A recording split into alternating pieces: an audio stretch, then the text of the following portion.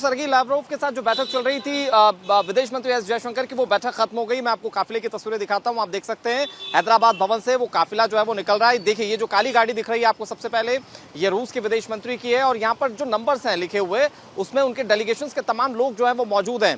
3 काली गाड़ियां यहाँ पर मौजूद हैं और उसमें जो रूस से डेलीगेशन आया हुआ था वो अब मीटिंग के बाद निकल रहा है। मैं आपको तस्वीरें दिखा रहा हूं। देखिए अंदर जो बैठक हुई है वो काफी अहम थी। यहाँ पर बहुत बड़ी बातें जो कही गई रूस के विदेश मंत्री की ओर से, सर्गेई लावरोव की ओर से, उन्होंने सीधे तौर पर भारत को शुक्रिया अदा किया क्योंकि भारत ने जो स्टैंड रखा इस पूरे युद्ध को लेकर, उसके लिए उन्होंने कहा कि भारत ने निष्पक्षता के साथ तमाम चीजें जो थी इस युद्ध में अपनी सामने, पूरे विश्व के सामने रखी है।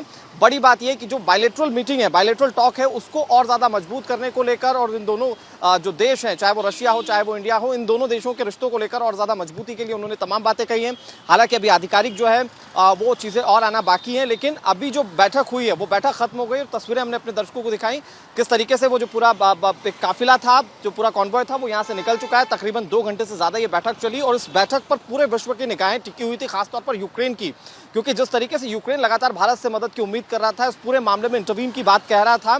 अब यूक्रेन को क्या मैसेज जाता है, पूरे विश्व को क्या मैसेज जाता है, क्योंकि पहले भी भारत ये कहता रहा है कि डिप्लोमेसी से इन तमाम मुद्दों को हल निकाला जा सकता है, संभाला जा सकता है। ऐसे में अब ये भारत और रूस के विदेश मंत्री के बीच जो बैठक हुई है, इसका क्या इंपैक्ट आने वाले वक्त में इस वॉर में देखने को मिलता है, देखना बेहद जरूरी है। कैमरा पर्सन संदीप के साथ Anurag Singh, Republic Bharat, Delhi. Partnership, as our Indian friends called it some time ago, and this was the basis on which we have been promoting our cooperation in all areas: economy, military, technical, humanitarian, investment, and many other fields.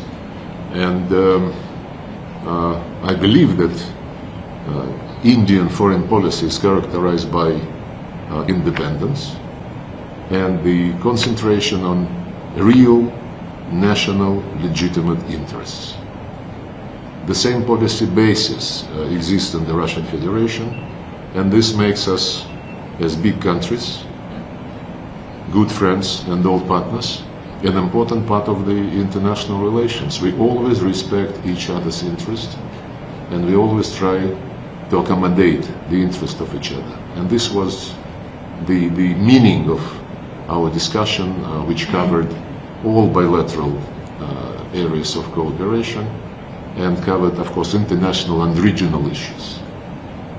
The situation in the region is not perfect as in any other place on earth, and we support the Indian effort to consolidate the regional countries and to promote mutually beneficial projects in the South Asia in particular.